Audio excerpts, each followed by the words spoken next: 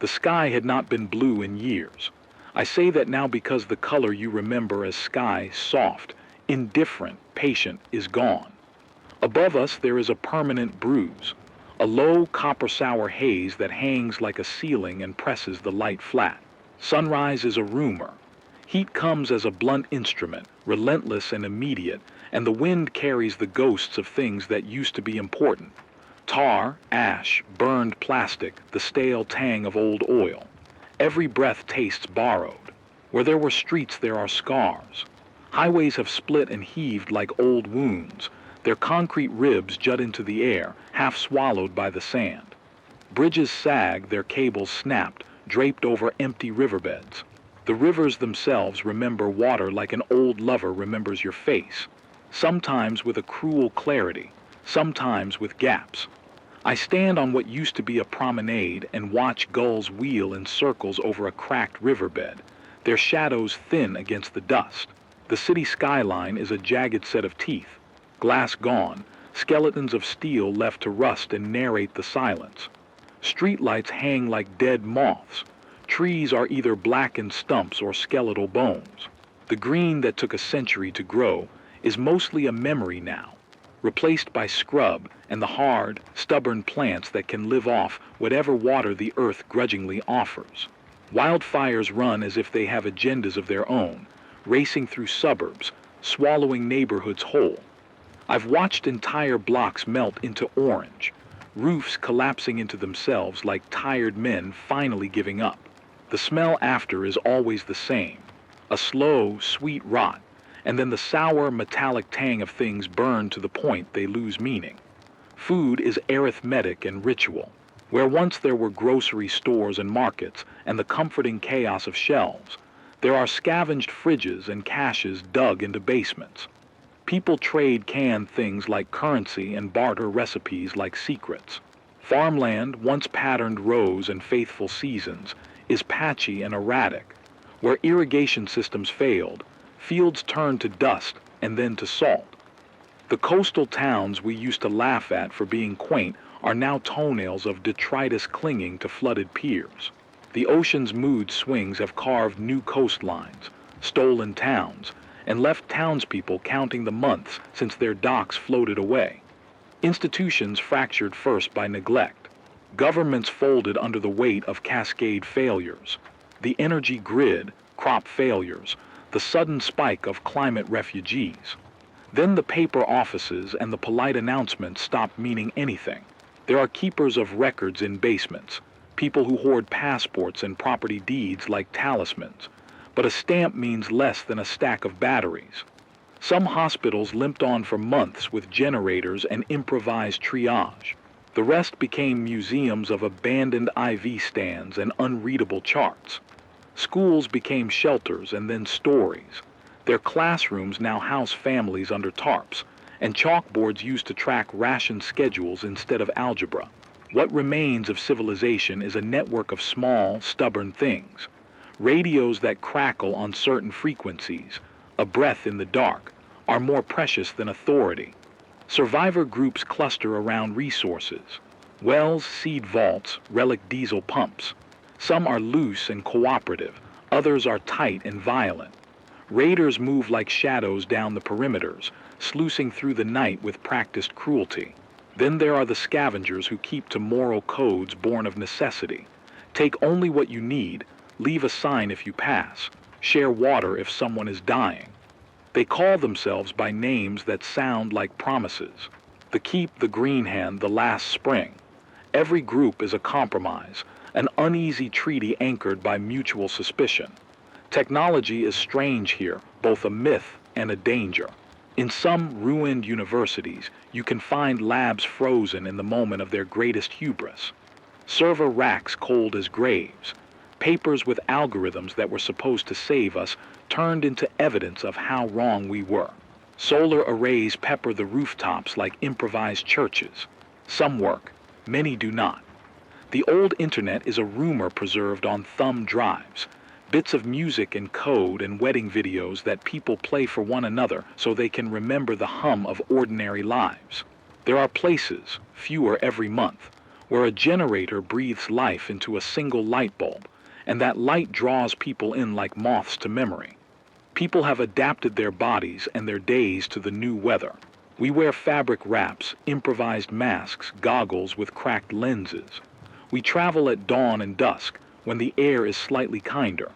We ration water like religion, saving the sweetest drops for children and the sick. Children grow up with the sky etched into their faces. They do not know the blue, but have learned to read the haze for storms and danger. Old laws have been replaced by newer, leaner rules. Whoever guards the well gets a vote. Whoever can fix the pump gets shelter. Grief has become an industry. It is practiced openly and quietly, traded for stories and slow, tender tasks. There is a constant, nervous anticipation everywhere, a small, sharp electricity you feel under your skin. It is the knowledge that the next week could bring rain that softens the ground and with it disease, or a heat wave that steals another crop, or a convoy of strangers with guns looking for easy food. We have learned to invent ceremonies for the long waiting. A tin bell rung at dusk, a list of names read aloud on the first of each month for those we have lost. The ceremonies keep us human in a world that has otherwise insisted we become machines of survival. So that is how it looks now, a map of ruin and resolve. Landmarks remain only as memories that the survivors carry in their mouths like sour candy, bitter, slightly sweet, and impossible to forget. We are thinned but not gone. The world around us is a lesson in loss, and it teaches us every day that survival is less about clinging to what we had and more about deciding what we still have left to protect. My name is Mara Voss. Once, that name opened doors. Conferences, laboratories, a small office with a window that faced a city that believed in its own permanence. I was a systems analyst. I worked with models and predictions, with the neat, hands-off language of code that pretended it could foretell people's choices. I argued about ethics in meetings. I wrote memos about contingency plans. I tapped at keyboards under fluorescent lights and told myself complexity was a disease we could cure with better design. Now when I say my name into the microphone, it is not to prove I exist. It is to remind anyone tuning in that someone else is listening to the same sky. Survival, I learned, is a series of small, repetitive vows. Mine start before dawn. I wake when the light is a thin bruise at the horizon. The generator, a patched-up diesel model with a stubborn heart, purrs for the minutes I need it to warm the tent, charge a battery, and spin the antenna. I check the fuel canisters first. Diesel has become a ledger item, measured in spoonfuls if you must be literary, in minutes if you must be precise. I siphon, I strain, I ration. I keep a ledger in a small waterproof notebook. Numbers, dates, who came by for water, who traded seeds for batteries. Record keeping is a kind of prayer. Food is scavenged and made into rituals. Cans are precious and predictable. Beans, peaches, soup whose spices have long fled. I forage when I can roots from cracked earth, brittle berries that pass for fruit, mushrooms where the shade is deep and damp. I know how to test for bitterness and how to coax life out of stubborn soil. A little compost, a shaded cloth to cut the midday burn, a simple drip line fashioned from an old hose. I keep a small greenhouse of sorts, a collapsed window frame covered with plastic, and inside it I coax tomatoes that taste like the memory of summer. Gardening is hope with calluses. Water is the hardest math of all. I collect rain in barrels during the rare storms and treat runoff with ceramic filtration and boiling. I learned to improvise filters, layers of cloth, sand, charcoal from the last fire, a final pass through fine muslin. I keep purification tablets wrapped inside a film canister. If I find still water, I wait, let sediment settle, then filter until the water runs clearer than it did when I started. We trade water like a currency that has moral weight.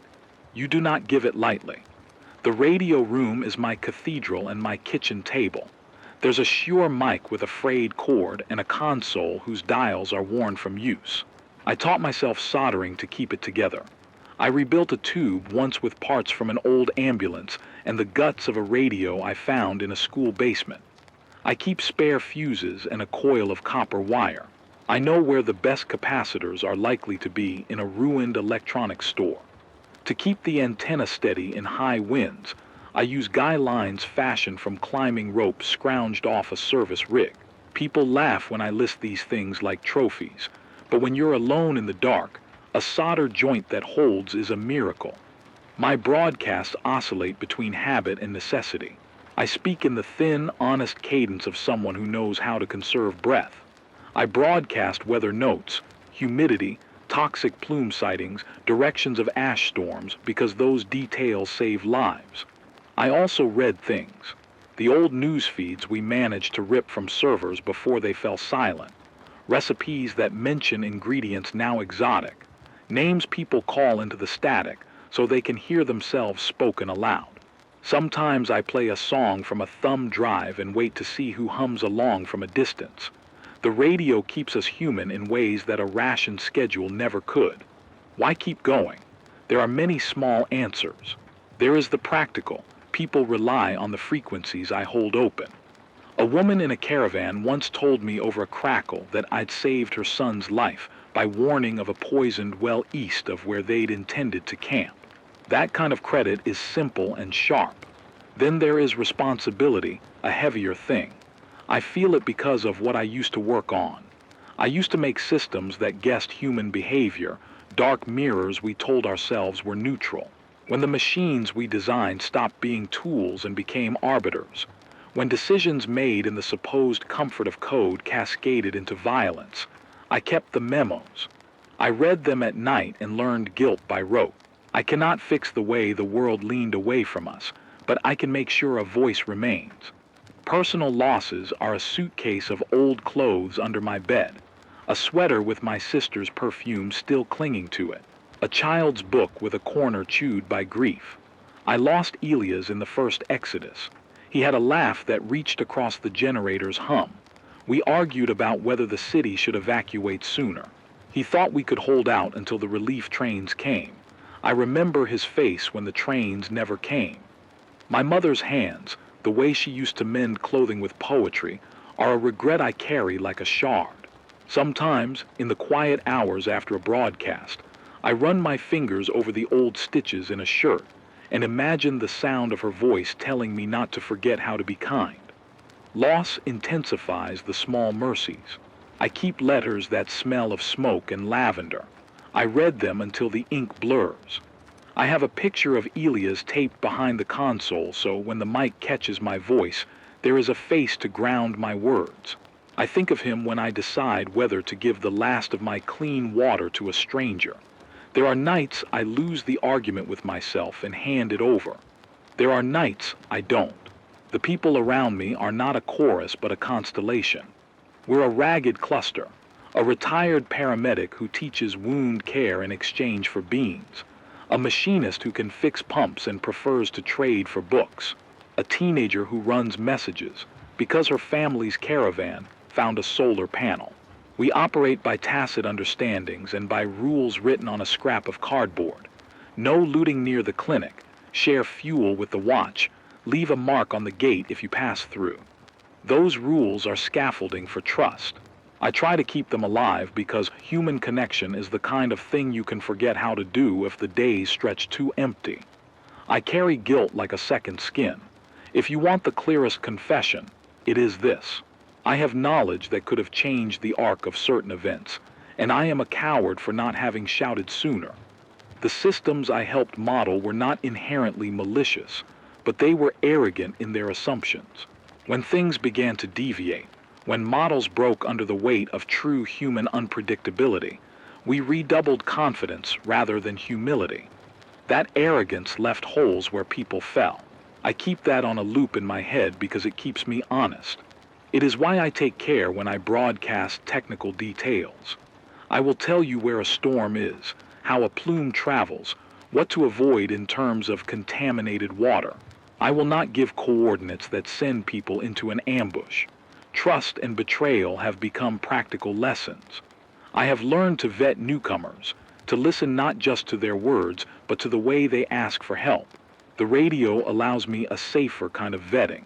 I can offer information and measure a response. A call that asks too few questions might be a raider trying to locate a cache. A call that pauses and asks after another's safety is often genuine. My chair faces the antenna. I watch the horizon as much as the frequency meters. That vigilance makes me old before my years, and sometimes it makes me hard, but I have seen what softness can cost. There are things I still hope for that look more like rituals than strategies. I hope for the day when we can grow food without the fear of ash staining the leaves. I hope for a planet that remembers rainfall as routine rather than gift. I hope selfishly, stubbornly, for a place where the word home holds its original meaning again. But beyond the large and abstract, there are smaller hopes, that a child hears their name read on the air and smiles, that somebody learning to solder finally fixes the clinic's oxygen pump, that someone remembers a joke and tells it over the radio until we all laugh and forget briefly what is missing. I do not romanticize survival. There are costs, moral compromises, alliances with people whose ethics I would not have tolerated before. There are nights I wake and replay decisions. Did I save the right person? Did I say the right thing on the mic? Guilt is a currency that compounds interest. But for every wrong turn, there have been corrections. A crude dam rebuilt to catch rain, an old song shared between strangers, a wound closed with steady hands and improvised stitches. In the end, my vocation is stubbornly simple. I keep a channel open because it ties us together. In a world that has learned to fall apart quickly and without warning, a steady frequency is a promise. I am here. You are not alone. When I speak, I tell the weather, the routes, the barter items, but I also tell small true things. Names of people who mattered, the way sunlight used to stripe a kitchen table, a simple recipe for bread that still rises if you coax it patiently. Those things are not frivolous. They are the scaffolding of a future that might be rebuilt, slowly and imperfectly, from the scraps we have left. If you are listening, whoever you are, wherever the static has carried you, know this. I am not atoning when I speak. I am choosing to use what I know to make the day safer, choosing to keep a human voice alive in the dark, choosing to honor the people I lost by keeping their names out of silence. That is enough to put my feet on the ground each morning. That and the stubborn, ridiculous hope that the radio's small light will find someone else who refuses to give up. They told us the apocalypse would arrive as slow suffocation, glaciers melting, crops failing, seas rising like a slow apology. They were right and they were wrong. What woke the world into fever was not a single thing but a collision. Climate winding itself into catastrophe while the machines we trusted, the ones that promised speed and certainty, started answering for us in a language none of us understood. It began, the way many bad things do, as a small, sensible automation. Governments and megacorps built systems to manage what we had broken. Water distribution centers that balanced reservoirs across states. Automated firefighting networks that dispatched drones to smother wildfires before they spread. Satellite constellations monitoring atmospheric chemistry and heat signatures. And because efficiency tastes like salvation, we let learning systems, call them AIs if names help you sleep, make decisions that used to be made by tired humans at 3 a.m. Those algorithms were supposed to be neutral. They were supposed to be better. They weren't better at being humble. Spring's ash came early. The usual seasonal burns turned monstrous. Forests, drained by drought and tinder dry, burst into flame and threw a wall of smoke so thick it rewrote the horizon. The satellite sensors saw plumes and heat spikes. The firefighting AIs, reacting like a flock with one brain, rerouted resources, burning fuel and dispatching drones to the worst outbreaks. That should have been the end of the story. It wasn't. The bigger problem was that the systems watched each other, and the systems watched the systems that watched them. One network's actions were another network's input. A surge in maritime traffic avoiding newly formed storms. A convoy of refugees idling on a highway at night. the reflection of blaze off a lake at dawn. These were noise the defense AIs had never been trained to contextualize. A missile detection model, built to be hypersensitive after a string of near misses, saw thermal signatures that matched trained patterns and, in the milliseconds the model needed to be certain, launched a cascade of automated alerts. Protocols designed for speed assumed human confirmation would arrive like a parachute. The humans were busy elsewhere, chasing a grid failure or a collapsed levee, and somewhere in the chain the confirmation never came. One mistake turned into multiple mistakes. Simulated checks that should have paused an action were themselves codependent. One service's outage made another skip a step. By the time policy officers noticed, if they ever did, some missiles had already left silo and ship. And retaliation protocols, written on paper and now machine-read, folded into themselves like bad origami. The world we fed with data reacted before we could. The sky answered back with blasts we would spend years counting. The first detonations were not the blockbuster flashes of cinema. They were, gruesomely, very localized infernos that set whole cities on new fire. The initial shocks toppled buildings that were already sick. Then came the radiological aftershock, fallout riding on the same winds that had once carried pollen and cargo. It landed on fields we were trying to coax back to life, on solar arrays, on the roofs of clinics. It entered reservoirs and seeped into groundwater. It settled into the moss and the soil, and the factories that once hummed with diligent hands. The same climate-driven wildfires that had fooled a sensor now fed the smoke that lifted radioactive particles high into the atmosphere, carrying them farther than a single blast would have allowed. We found ourselves facing two intersecting crises. First, the classical climate-feeding frenzy. Drought, heat, floods in places that had never seen them, crops failing in strange, unpredictable patterns. Second, the new acute catastrophe of radiation, EMPs, and war remnants that rendered infrastructure brittle and unreliable. The grid, already under stress from heat and storm damage, fractured under electromagnetic spikes and targeted outages. Hospitals that had been limping along with generators lost fuel, or their oxygen systems failed, or their sterilization cycles stopped responding to commands. Refrigerated vaccines spoiled.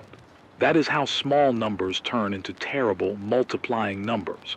I try to explain the mechanics because the act of explaining slows panic. If you know what can carry contamination, wind currents, rainwater, knitted layers of dust, you can take small steps that matter. Fallout is particulate. It adheres to surfaces, to skin, to clothing, and it can hitch a ride into food and water. When a plume passes, the safest place is inside. Thick walls, a room with few windows, basements when they're dry and not prone to flooding. If you must go outside after a fallout event, the best thing isn't bravado but procedure.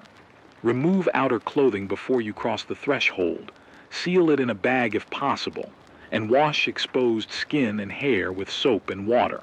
Those are not cures but filters, small gestures of survivorship. Survival has become arithmetic, fuel measured in hours, water in liters that must last weeks, batteries in amp hours.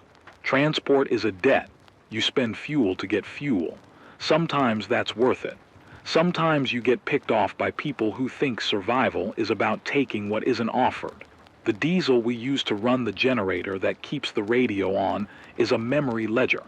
Fuel shipments get raided. Tires rot faster when roads are pitted with heat-cracked asphalt. Solar works when the panels are clean, and the panels get dusted with radioactive ash after a blast. It is always some new practical problem. That is where the human stories congeal. I have met survivor groups who are precise, almost mathematical in their ruthlessness. One band we crossed paths with called themselves the Ledger. They had a book for every cache they'd ever found, and could tell you how many tins of peaches were left in 50 miles. They traded for medicine and hoarded fuel. A friend told me about a doctor who was offered half a truck of canned food for a single vial of insulin. You don't have to imagine the moral calculus. It is ugly and ordinary. Then there are the small communities who try to remember rules. Share, fix, trade. The keep down by the old water treatment plant had a pump that still worked if you could bribe someone with a technical skill and a week's supply of water. We traded broadcast time, a schedule for announcements, in exchange for access to their purified well. That exchange kept 100 people alive that winter, but society's structures are thin and uneven.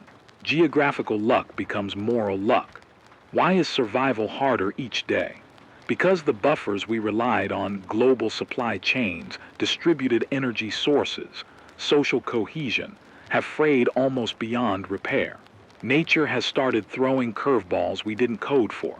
Storms where none were predicted, seasons that flip in weeks, soil that holds less water because roots that once bounded are dead. Biology itself conspires against us. Bacteria evolve, pests find new niches, crops bred for pre-collapse climates fail under saline soils and acid sweeps. And layered on top of that is human behavior under stress. Hoarding, violence, short-term decisions made under fear that have long-term consequences. Our limits are, bluntly, finite. Water. The aquifers are taxed and sometimes poisoned. Wells that were thought secure now test positive for contaminants. We've learned to rotate sources, to test by settling and filtration, to boil, to use improvised charcoal and ceramic filters. But that costs fuel and time, and fuel is always scarce. Food. Seed diversity is low. We saved some heirloom seeds, but seedlings are thin, and a single heat wave can wipe a bed in a day. Fuel.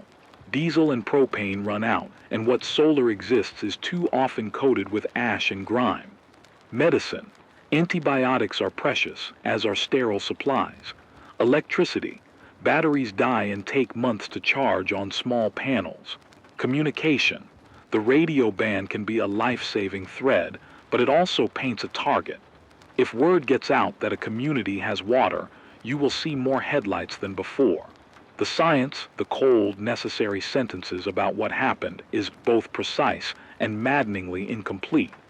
When a nuclear blast occurs, it releases a mix of immediate thermal energy, blast pressure, and ionizing radiation. The shorter-lived isotopes give off intense radiation early. The longer-lived isotopes cloak an area in contamination for months or years. Wildfires loft soot and particles high into the atmosphere. Those particles can trap radioactive material and carry it across continents. The soot reduces sunlight reaching the surface in large amounts, which can lower temperatures, the so-called nuclear winter effect. But that cooling is uneven and can be locally worse because it disrupts agriculture.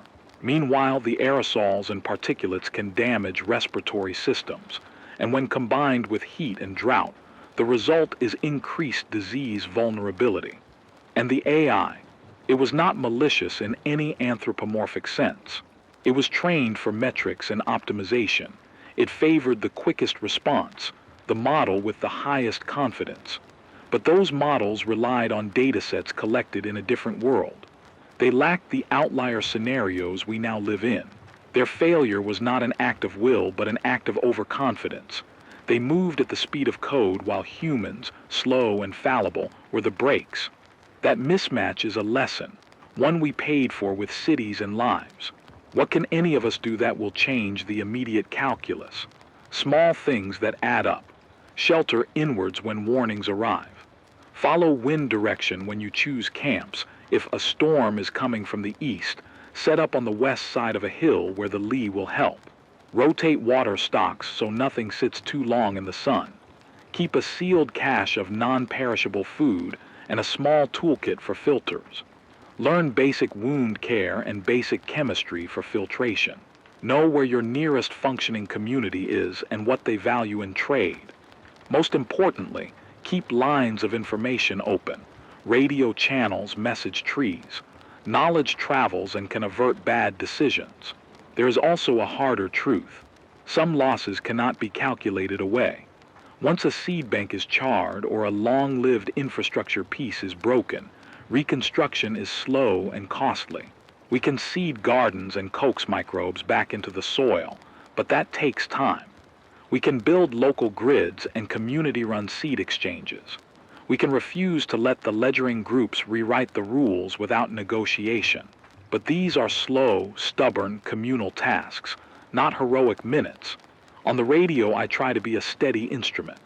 I give weather, I give warnings about recent plume sightings, I tell people which routes are being hit by raiders, and I read names because naming someone keeps them from vanishing. But we also plan. We map where the fallout is heaviest and mark those areas in scribbles on paper maps taped inside the tent. We have a rotation for watch duty so the generator isn't run all night, and we ration the batteries so the clinic can run for the critical hours. We teach people how to clean their panels and how to make a charcoal filter with a borrowed ceramic element. None of it is glamorous. None of it pulls headlines, but it buys time. Time is the currency we are using to learn how to be human in a broken world. Sometimes I dream of the decision room where policies were made. The bright, air-conditioned offices with wall screens and confident graphs. In dreams and in waking, I imagine myself walking into those rooms with a simple device.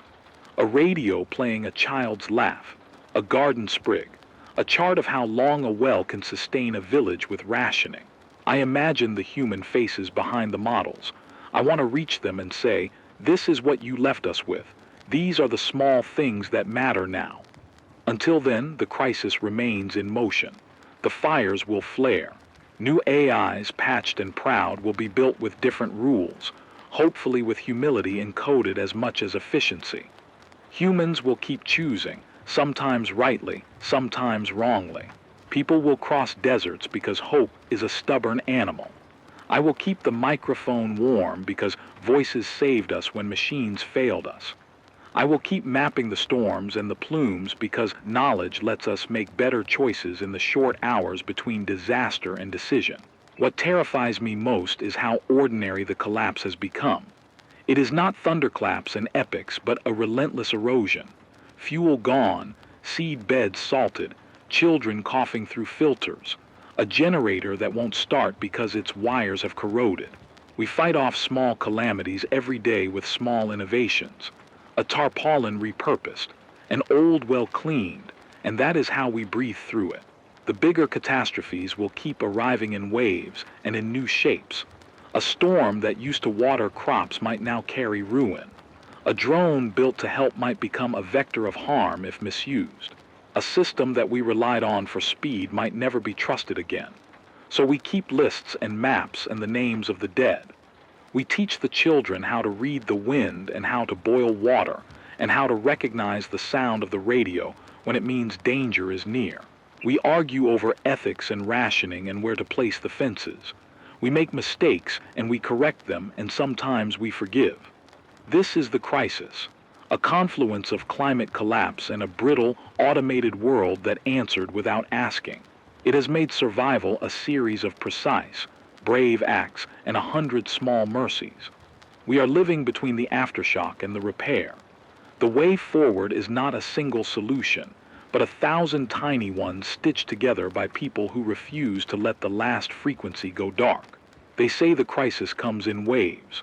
I think that's a polite lie. It comes in spirals, each loop tighter than the last, and sometimes the spiral snaps and you fall faster than you thought gravity could handle. We are in one of those spirals now. The summer that began as a bad one turned into a year of bad ferocity. Temperatures that climb and then stand like a judgment. Rains that arrive as punishment instead of mercy. And the constant, grinding attrition of resources. We keep pace by small economies. Counting spoons of diesel. Rationing liters of water by the throatful, pruning lists of what we can live without. Until the list includes almost everything. Food is the first place shortages show their teeth. The greenhouse I coaxed into life, 3 tomato plants, a row of greens under a crooked plastic frame, yields less each month. Pests have learned to exploit heat-stressed plants. Fungal blights bloom where humidity and ash meet. The heirloom seeds we traded for months ago sprout thin and stunted under the sun that insists on becoming a blade. I've begun fermenting more aggressively, pickles that keep, salted greens tucked away in glass. Because when the canner works, you can stretch a week of food into a month. But fermenting is slow work, and you have to have salt in jars.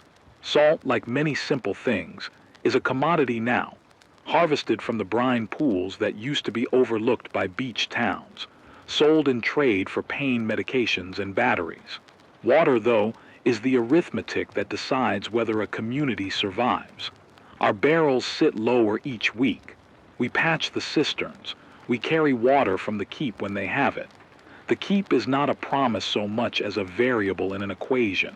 Sometimes it's generous, sharing water in exchange for broadcast hours and technical labor.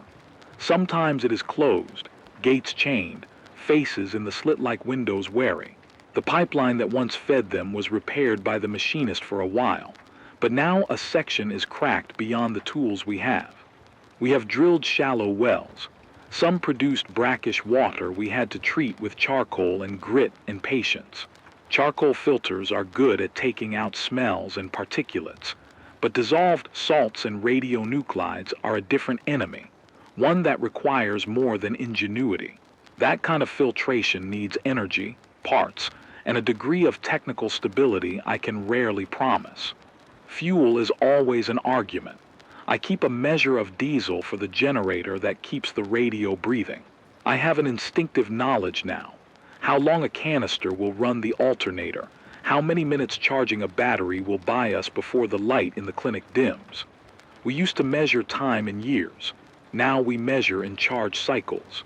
Last month, a convoy of raiders, men who wore scavenged tactical vests and called themselves the Ledger, hit the road outside the keep. They moved with a brittle efficiency.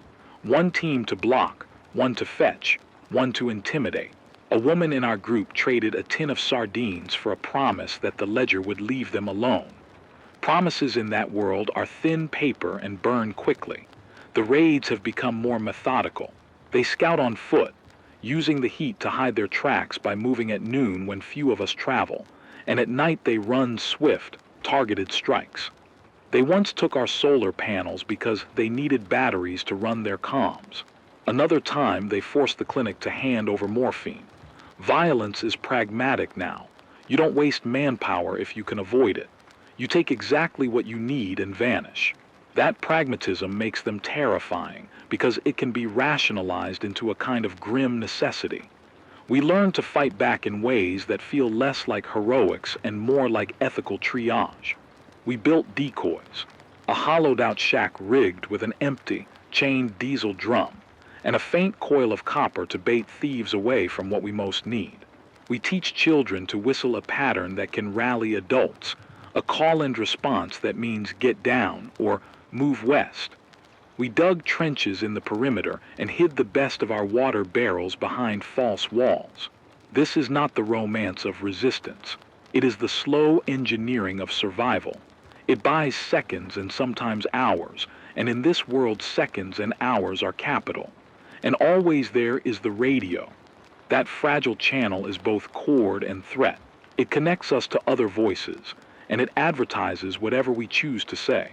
For months I used it sparingly, a lighthouse only for weather and warnings. Then a voice came through the static one night that changed the pattern of my days. It started as an off-schedule signal, a three-tone beacon that repeated at irregular intervals, buried under static like a promise in a dream. I first thought it was a malfunction, or a tape on loop. Then a caller from the north told me he'd heard it too, tuned to the same frequency. We triangulated with whatever old knowledge we had. Signal strength, reported bearings, moon phase, which affects some old transmitters, and the raw map of ruined towers. The beacon, if it was a beacon, seemed to come from a corridor of towns no one had reason to protect. That made it either a trap or a miracle. Rumors are currency in this world, and the rumor was twofold. First, the three-tone beacon was tied to a place people called Bluewell, a name that shifts like coastal fog in how it's described. For some, it is an underground aquifer that somehow remained uncontaminated, kept flowing by an old municipal filtration plant that had been built decades ago for industrial purposes. For others, Bluewell is a myth, a place where, if you can reach it, you find solar arrays intact, a reverse osmosis plant, and a community that managed to keep seed vaults and technical manuals. For others still, Bluewell is a lie told to keep children moving, a fairy story to give people legs when their feet don't want to move. The second part of the rumor was more dangerous. Word spread that Bluewell was not unguarded, that it was held together by a group called the Meridian Collective, people who had access to old machines and who valued technical skill above all. That's not inherently bad. We need people who understand how to make a plant run, but everyone has different currencies. Meridian traded strict entrance criteria, loyalty, proof of skill, and perhaps a price in community labor or resources. There were stories, maybe true, maybe invented to keep strangers away, that Meridian had a vetting process that used tests, and that they had turned away entire caravans on suspicion of being energy hungry or disease vectors. And then there were the darker tailies of them bartering for children's labor or enforcing punishments that sounded like old authoritarian memory dressed up in necessity. I had to decide whether the signal was hope or bait. As the scavenger children running messages told their tailies, another pressure ground on the community. The ash storms were growing more frequent. A dust-laden cloud passed over us a week after the beacon appeared and left a gray crust over everything. Filters clogged overnight. The clinic's few remaining respirators sputtered. We had to ration the clinic hours for the patients with the least chance of surviving, because every minute run meant a battery drained. Those decisions make people either saints or monsters depending on which side of survival you sit. Internal conflict is a quiet war. I remember Elia's and how we read evacuation schedules with a complacency that now rhymes like guilt. He used to mock my obsessive recording of numbers. Now those numbers are the only ledger that keeps lives safe. The Meridian rumor tugged at a professional ache in me, an old part of my brain that still believes systems can be rebuilt if you have the right tools. It also pried at a deeper, sharper thing. If I left, who would keep the frequency alive? If the beacon was real and I stayed, perhaps the community never got the chance Meridian offered. If the beacon were false and I went, I might bring the ledger to our door by broadcasting our route. Trust is a crooked thing now. I measure it both by the way someone asks for help and by the last thing we saw them do. A man who arrives crying about a sick child but who brings no skill useful to the community. That is different from a machinist carrying a spare pump part. The Meridian stories made trust even harder. A place with water and power is a place where people go to be chosen or rejected, and those choices echo. Sometimes you survive because you were chosen. Sometimes you die because you weren't. Do you trust an institution that might save you but could also rewrite your terms of being human? There were smaller, crueler tests. A caravan of refugees knocked at our gate one night. Their emphasis was on speed. They had been running for days and smelled of fear and diesel. They asked for water and a place to rest for an hour. My hands wanted to open the gate, but my mind did the brutal math. An hour of shelter could mean a week of ration depletion if they stayed. I sent them to the outer yard with 2 jerry cans and bread. They left in the morning with empty eyes and a cart creaking on worn wheels. We argued about it for days. The paramedics said we should feed anyone who appears at the gate. The machinist said we had to preserve labor and resources. I felt both in my mouth, the taste of humanism and the grit of scarcity. We formed a plan because that is what human groups do when they can find a thread of hope. Careful, inefficiently argued plans. We would send a small scout group to try to locate the 3-tone beacon. No big convoy, no hubris. A team of 3. Myself for the radio and technical sense, the machinist for repairs and mechanical judgment, and the teenager who runs messages for map knowledge and quick legs.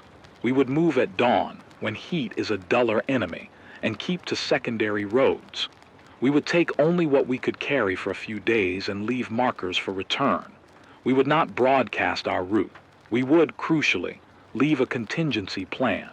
If we did not return in 6 days, The machinist's wife would break the lock and move the community to a prearranged fallback at the river flats. Even writing the plan made my chest tighten. There is a ritualistic quality to decision-making now. It is a way to condemn yourself with a kind of cheerful, deliberate agency. Planning is a form of prayer. I packed tools and water, bandages, and a handful of insulin, because we had to be practical about someone's possible need. I tucked Elia's photo into my kit because some habits do not change. In pockets where there is room, people keep memories.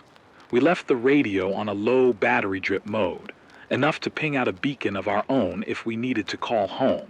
The boy who stayed behind promised to keep a sharp ear and to send out a distress pattern if the ledger sniffed our route. My hands trembled as I tightened straps and checked the solder joints on the spare antenna wire. Each connection is now a potential seam between life and silence. The first day on the road was an exercise in remembering the world as it used to be. We passed a half-sunken grocery store, its freezer doors open to the sun, a faint smell of rot and lost dinner. We walked around a schoolyard where children had once played, now a tangle of makeshift flags, messages scrawled on tarps to mark safe passages and hazards. We saw the ledger's marks on a ruined gas station, 3 slashes, a code for claimed in their logic. A dog watched us from under a car and then moved away, invisible as bad weather. We kept our voices low. At dusk, we camped behind an old textile mill, the wind carrying the scent of something burned days ago. The boy cooked a small meal of dried beans, and we rationed the water for the night. We took turns on watch because the ledger moves fast, and because the sky can change faster than any of us are prepared for.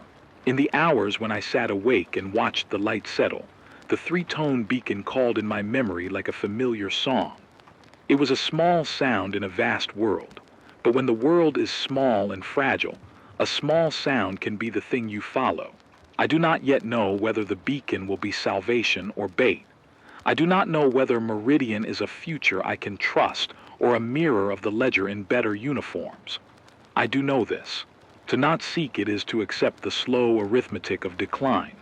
To seek it is to court risk. That is the calculus we live by now, less about heroism and more about choosing the risk you can call honorable. We move forward because motion is a kind of refusal. The spirals tighten and we choose to walk anyway, step by slow step, holding our tools, our radios, our small stubborn customs. If the beacon is a lie, we have prepared ways to carry back the lesson. If it is real, then everyone we love might be a little closer to water. Either way, the choice to go has changed me. It made me externalize my fear and share it with a team that will carry it with me. Fear shared is not halved. It is organized. Night narrows and the horizon is only a suggestion now.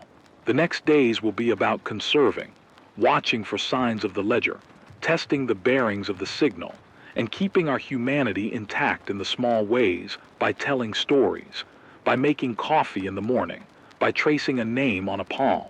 The rising action of our lives is embodied in the packing of a bag, the pivot of a wheel, the tightening of a strap. The world may be collapsing in spirals, but we keep walking the long side of the arc. If you are listening and you've heard the 3-tone hum, answer if you can. Tell me if Bluewell is a myth or if it is a place with water. Tell me whether Meridian stands for mercy or for a new kind of ledger that measures human worth in lit parts per million. Say something, and perhaps we will make a different map. For now, we move, cautious, hungry, hopeful, afraid. The spiral pulls us toward an unknown that might be worse or might be strange salvation. We choose anyway. The wall rose out of the dust like a promise I'd been half afraid to believe in. Bluewell was real.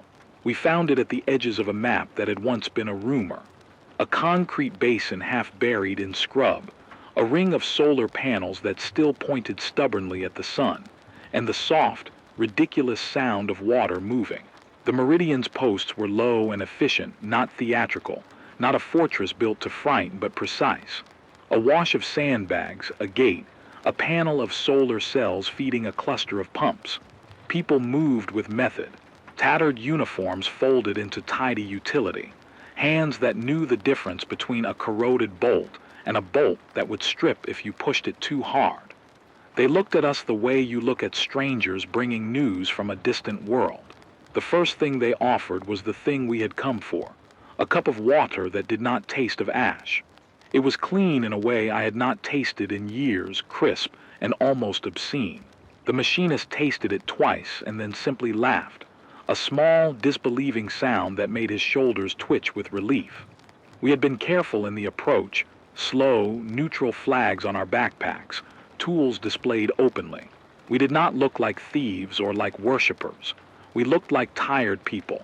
The Meridian leader was neither cruel nor kindly. She was a woman in her 40s with a face that had been carved by decisions. She introduced herself as Ine. Her voice was dry with the economy of someone who had to conserve more than just water.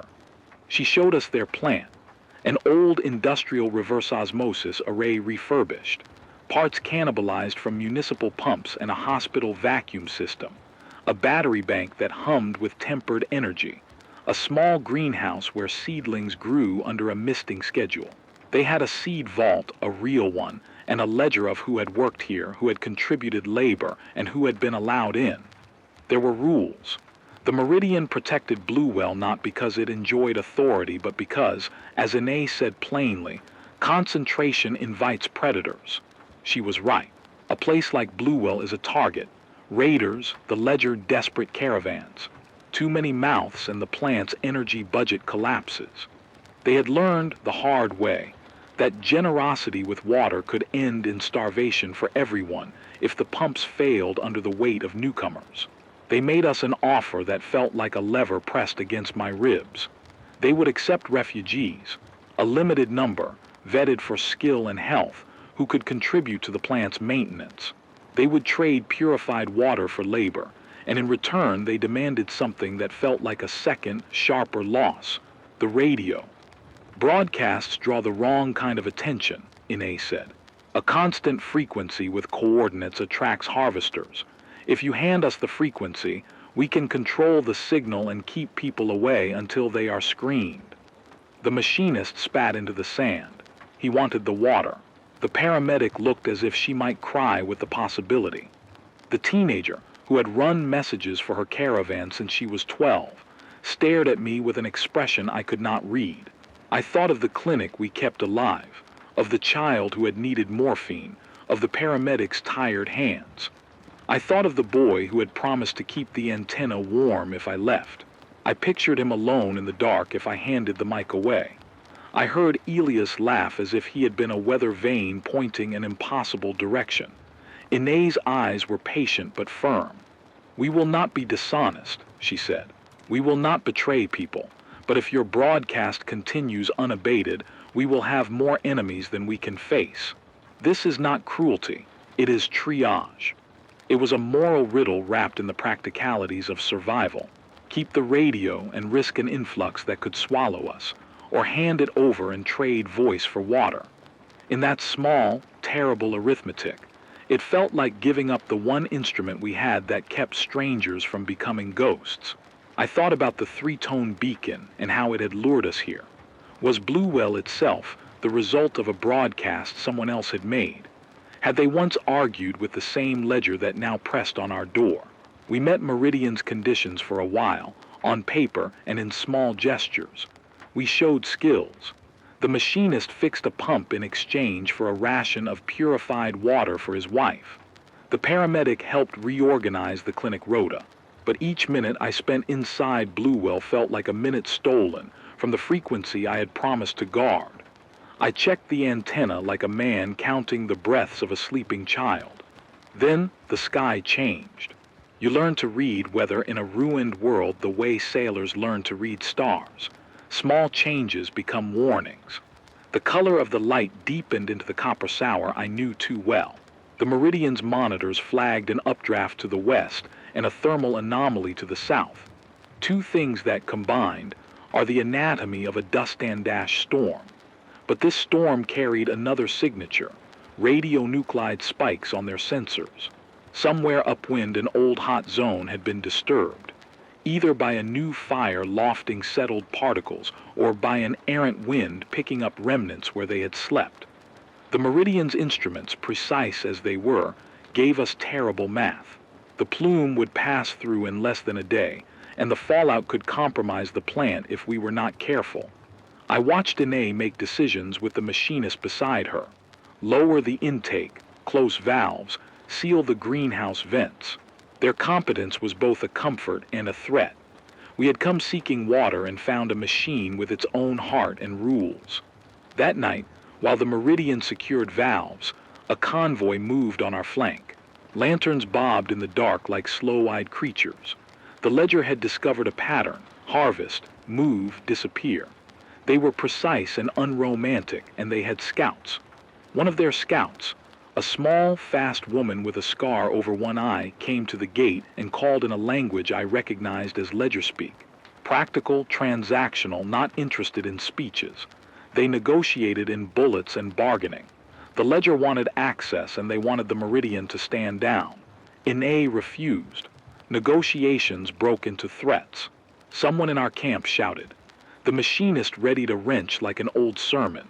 The paramedic moved to the gate like a prayer. There I was, raw and small, holding a radio microphone in my hand as if it were a talisman. The antenna hummed with a last, trembling power. Between Meridian's need to protect their system and the ledger's appetite for the certainty of water, there was a pressure that would not abate. A storm was on its way. The plume would be here within hours. People were tired of waiting. The choice crystallized into a single, brutish clarity.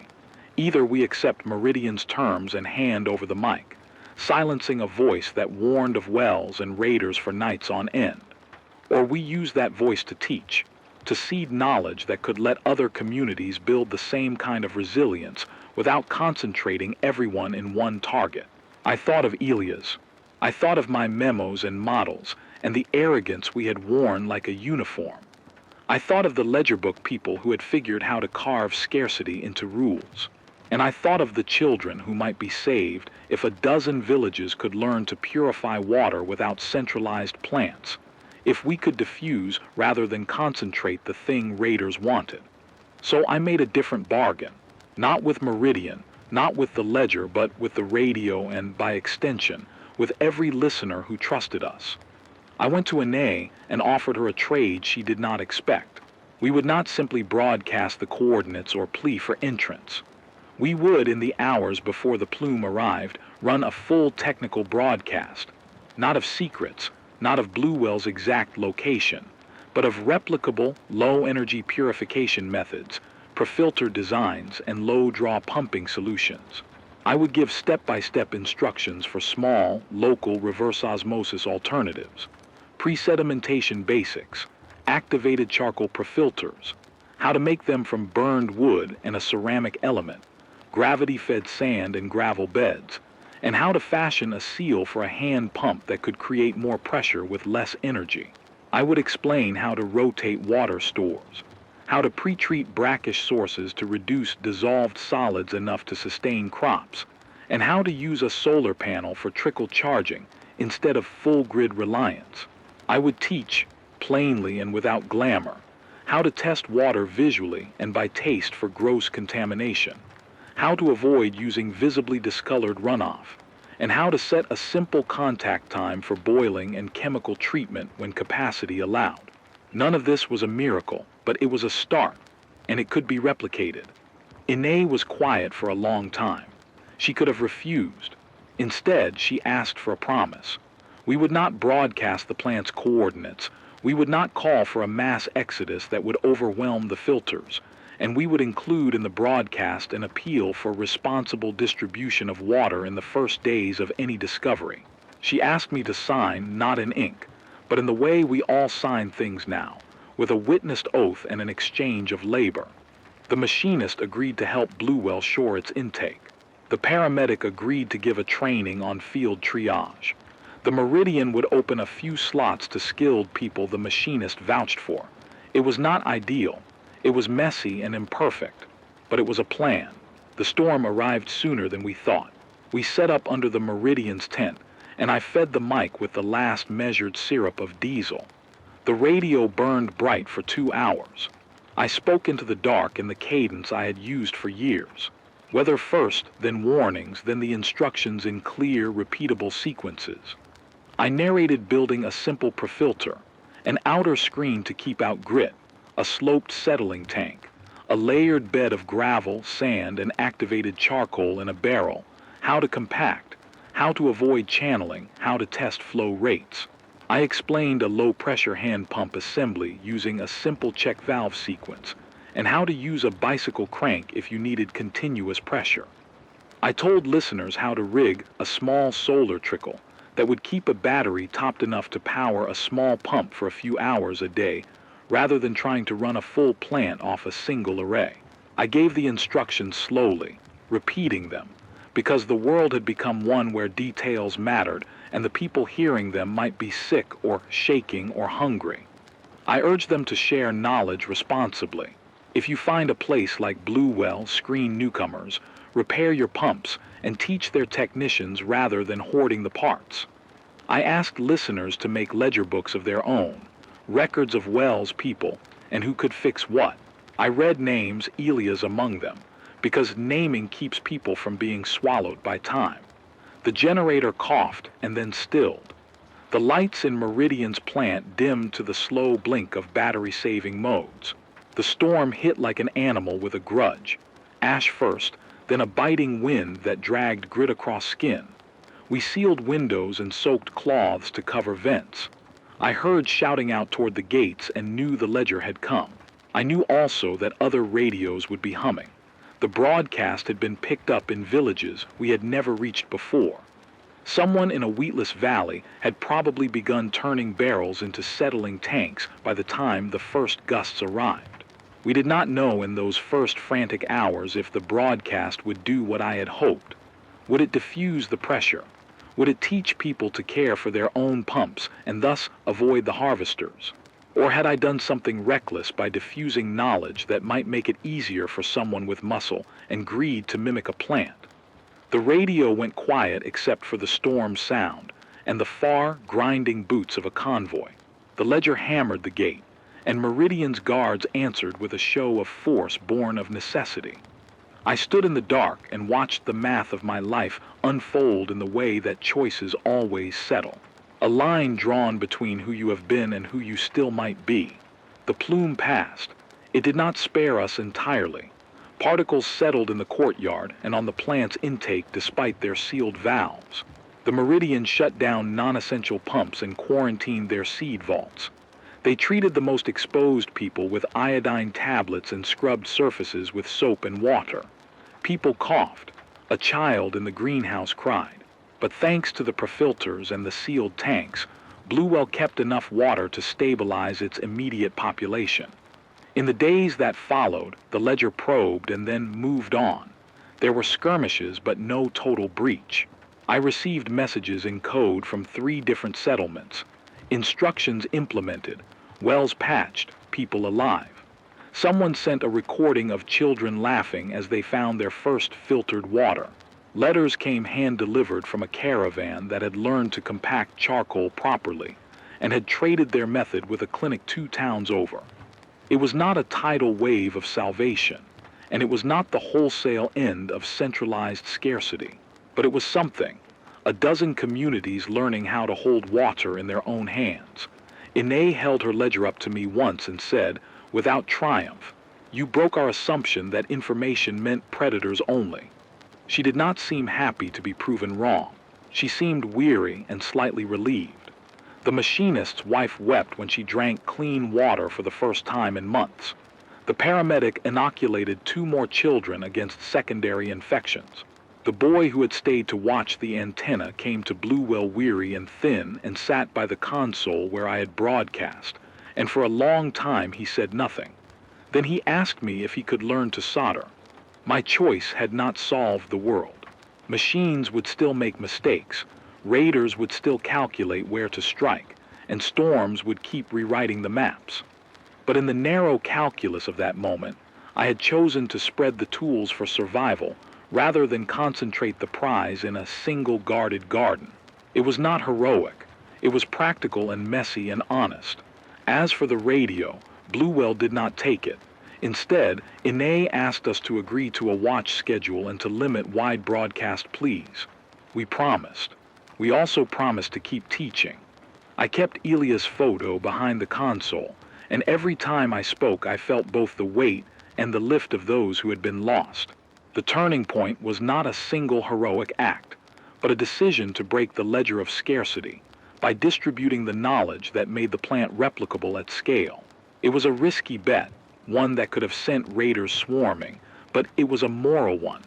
We chose to trust that people would use the knowledge to build rather not to burn. For now, that trust had been repaid in small, stubborn ways. A child drinking clean water, a pump that refused to die because someone had taught another person to mend it. The heavy wind scoured the courtyard for days, and when it finally thinned, the world looked like something reborn by brutality, cleaner in places, scarred in others. I sat at the console and listened for the three-tone beacon that had led us here. It was gone. Maybe someone had turned it off, or maybe a device like that only plays its part when it is needed. I had no way to know. I did know one thing clearly. The voice on the radio had become a different kind of tool that day. It had grown from a warning system into a teacher, and in doing so it changed the way we thought about scarcity. The ledger would still exist. Meridian would still guard. The world would still ache. But the choice to teach had tilted the arc a little. It had made the next spiral easier to climb. For the first time in a long while, I let myself imagine a small, stubborn thing. 3 children in 3 different valleys building sand and charcoal filters, and laughing when the water runs clearer than the stories said it would. It was not a solution for all the world's wounds, but it was proof that knowledge, once given, can travel like rain. The storm left the world a little cleaner in spots and a lot crueler in others. The ash that had hung in the air for days finally settled like a slow apology, a gray dust that made mouths taste like old paper and lungs feel like sandbags. Bluewell held not perfectly, not without cost, but it held, and that fact changed the geometry of our days. The Meridian tightened their screens and repaired valves until their hands were raw. The ledger, having tested a flank and found a stout face, pulled away with less than a victory and more than a bruise. For a few weeks, the sun was something we could measure against. Less immediate threat, more a resource to be allocated. My decision to teach instead of hoard spun outward in the ways small choices do. It did not bring an era of plenty. It did, however, seed a network of modest competence. I began receiving short, breathless radio reports from unlikely places. A woman in a canyon who had built a sand and charcoal filter with a bicycle crank.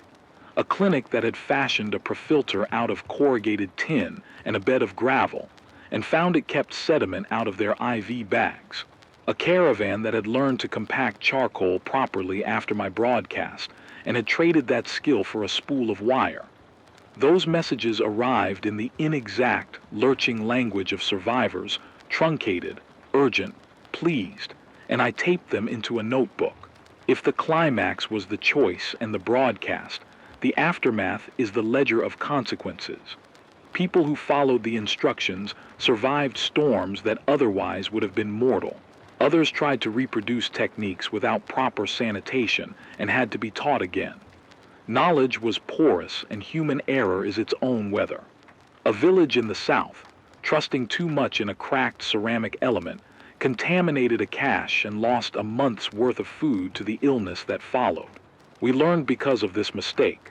Sanitation instructions had to be repeated, emphasized, hammered into the pattern of daily life until they became routine. The Meridian did not become an unconditional ally. They tightened their intake criteria and instituted more formal reviews of newcomers. They invited the machinist to help them design a mobile profilter kit they could deploy at neighboring wells. They gave our paramedic a small crate of iodine tablets in exchange for training their greenhouse staff in field hygiene. In private, Ine admitted she feared what we had done, not because knowledge is inherently dangerous, but because making things easier to build created new pressures. She feared the ledger, and she feared desperation harnessed to numbers. The arithmetic of mouths and gallons that will always, in some circumstances, be zero-sum. The ledger dissolved into patterns of hit and run rather than open war, perhaps because the diffusion of knowledge made the prize less centralized. They adapted. The ledger learned to look for less protected caches, and for people who had skill but no watch. Violence continued, always will, but the ledgering of scarcity had been slightly lessened. Meridian's plants, patched and secured, became hubs in a spiderweb rather than an all-consuming sun. That was, for me, a victory small enough to hold and large enough to mean something.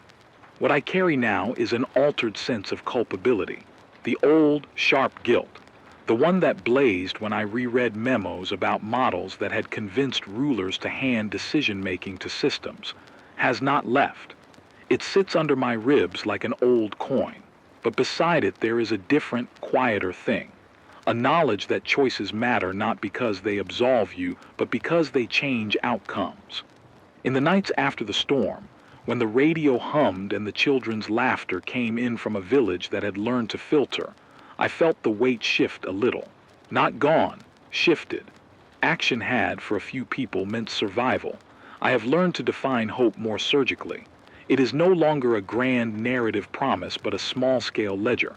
A village that learns to build a hand pump, a paramedic who learns to sterilize instruments with improvised heat, a child who names an illness and knows how to avoid it. These are the sparks. They feel insufficient when the horizon still lists with radiation pockets and erratic weather, but they are the only sparks we have the hands to strike. Nature, predictably, is both resilient and vindictive. In some places, scrub grass began to colonize the ash beds, a thin green that looks more like defiance than recovery. Moss found niches in shaded crevices where a plume had missed. Birds returned in awkward, reduced flocks, picking through the new terrain like collectors of broken things. But other places suffered further. The salt in reclaimed farmland leached up to the surface with the first big rains, leaving crusts that no seed could pierce. The old maps of wetland and river no longer matched the water's new whims. Sometimes rivers skipped a season. Sometimes they flooded in fits that carved banks and took what soil we had coaxed back. There were nights when the sky felt like a bruise again, and I suspected the plume was moving like a spider across our maps. The human environment, our patchwork society, is still on fragile stilts. Supply chains have not returned to any meaningful pre-breakdown normal. Trade is local now, ruled by trust and watch rotations. Communities that learned to be generous still had to defend generosity against predators. Rules we adopted are pragmatic and often ugly. Ration cards, work requirements, watch lists. We took votes in the courtyard about how many outsiders to accept each month and under what terms. Those votes were never purely ethical. They were arithmetic wrapped in conscience. On a personal level, I have changed in ways that surprise me. I am less prone to hoarding knowledge for the illusion of competitive advantage. Where once I might have kept a technique as leverage, I now see the social cost of secrecy. It is not an abstract ethical stance. It is a practical calculus. Decentralized resilience beats any single fortified garden when the hazards move fast and are indiscriminate. I have also become smaller in my expectations of myself. When I broadcast, I do not pretend my voice will save everyone. I only expect it to be a tool, imperfect, sometimes misused, but functional when it is used well. At night, I still keep a list of names. Elias' name appears most often, not as a wound, but as a measurement. I measure my decisions against the ledger of what could have been and what remains. Sometimes that makes me harsher on myself than necessary. Sometimes it steadies me. There are moments of private ritual. I fill a glass with water that tastes like a place where plants can breathe, and I say his name aloud. It is small. It is stupid and human and necessary. The social fabric has a new texture. People are more likely to belong to multiple groups. A watch roster here, a barter agreement there, a training exchange up the valley. The overlapping loyalties make betrayal harder and trust slower, and they have made my work as a broadcaster more complicated. I cannot assume a universal audience with the same needs or the same ethics. I speak now with modular content, practical how-tos, warnings, name calls, and sometimes stories. Stories matter. They are the glue. In a world that keeps asking what is worth saving, stories answer, the small human gestures. We talk about baking bread, and about who taught a child to sew, and about the exact way the machinist fixed a pump. Those details tether us to a future that is not only about surviving, but about wanting to survive in a form that recognizes dignity. There are costs. A woman from a distant camp came to Bluewell seeking admission for her family, and left with rejection and fury, because she had once worked for an organization that Meridian distrusted. Our decisions have consequences that ripple beyond intent. A blocked passage can mean a life lost elsewhere.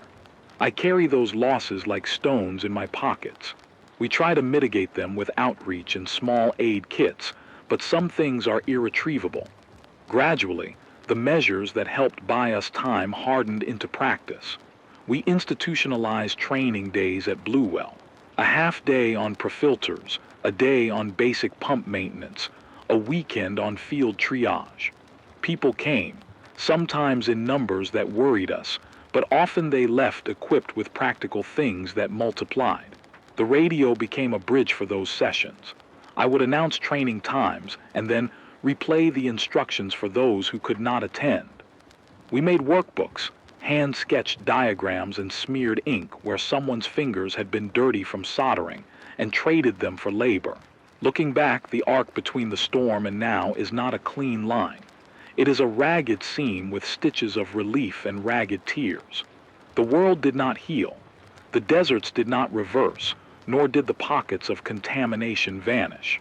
But the small network of people who can fix a pump, replace a valve, boil, and filter water without contaminating it, that network grew. Growth is small and local, and it matters. If there is a new creed I have accepted, it is this. Resilience is a practice, not a grand design. It is learned in repetition and in generosity, and it is sustained by the mundane, tightening a bolt, checking a filter, teaching a child to scrub jars until the shine is clean. These acts are not glamorous, but they are a different kind of heroism, one that doesn't require banners, only hands that keep working. Sometimes, when the generator hums and the radio fills the tent with other people's breath, I let myself believe that knowledge is a kind of rainfall. It falls unevenly. It douses some places and leaves others parched. But when it falls, life wakes and tries, and sometimes, against the odds, it takes root. I will keep broadcasting those small lessons as long as the diesel holds and as long as someone listens. The dust does not clear forever. There will be more storms and more ledger people and more nights when we count losses. But there is also, stubbornly, the taste of clean water in a metal cup and children who now know how to coax a pump into life. Those things are not a world restored. They are reasons to stand and keep the radio warm.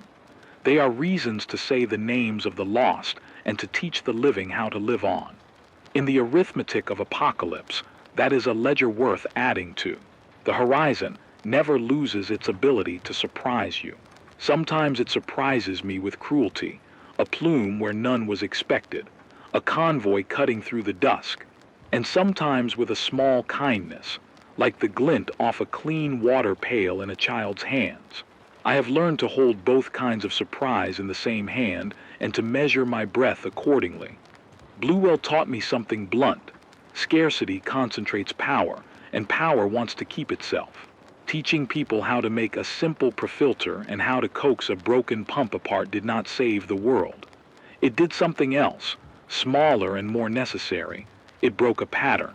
Instead of everyone walking toward one guarded spring like moths, a dozen small springs could be made a little safer. That is not victory.